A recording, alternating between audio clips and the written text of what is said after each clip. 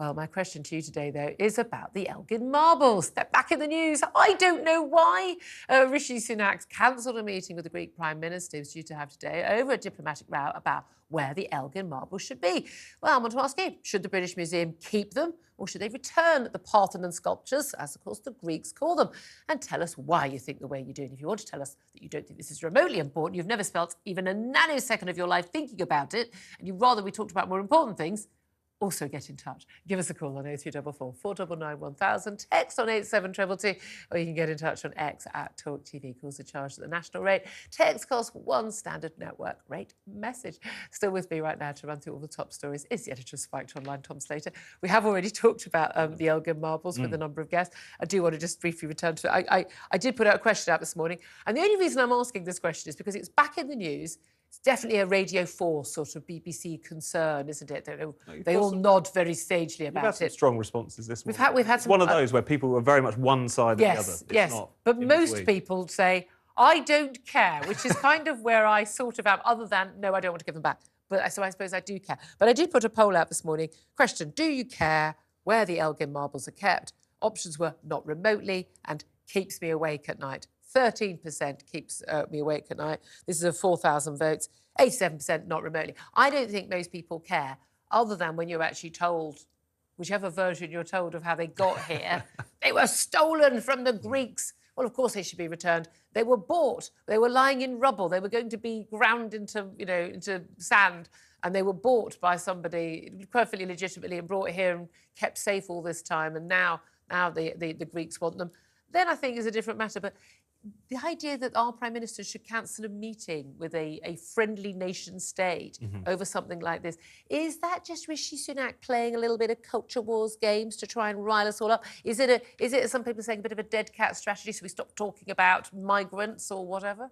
I suppose he wanted to look strong on this issue, and if you're saying I suppose it was the alternative that you say I had the meeting and I raised my concerns and I made very clear. But these are probably the considerations which are being going through his head. But ultimately, it is a bit of grandstanding. Now, the question is, like, what is he grandstanding over? And I think that Britain does have a strong claim to suggest why they should stay put. They should make that case very openly. I think the British Museum also should have, or at least the people in and around this debate should have a bit more self-confidence in saying why it's important that they should But you know why they but don't. And you touched on it a bit earlier. People are just tuning in. And why are you just tuning in? Note from your mother next time, please.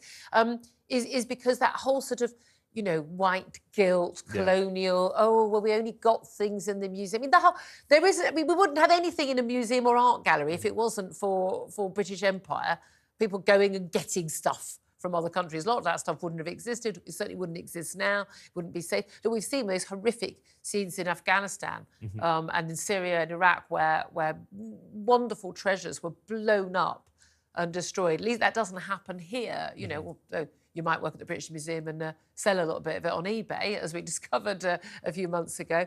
I just think for most people, they're just like, this is sort of this is a concern of the sort of the dinner party classes. Well, the flip side of that, I think, is one of the great things about something like the British Museum is that because it's free to enter and because of the fact you have all these objects all around, and historically the people who ran it very much had this sort of idea in their heads, which is we can bring the treasures of antiquity here and ordinary people can come see it for nothing. That's a very nice thing that is worth defending. But they struggle even doing that these days because there is this decolonised guilt, this idea that history is really black and white, even though the Elgin Marbles is a perfect example of how these things aren't very black and white. There is a lot of nuance. There's not just good and evil people in terms of how you kind of square these particular issues. But again, there's just that inability to just sort of, even for quite good institutions, stick up for themselves. Yeah, well, no one sticks up for themselves because we've got that charity yesterday, it was merged yesterday, that's not giving any grants. It gets £2+ million of our money from the government. And I couldn't work out what it is they actually do, but they haven't given any grants and aren't going to give any for a year or two while they basically put themselves in sackcloth and ashes and beat themselves for being white and privileged.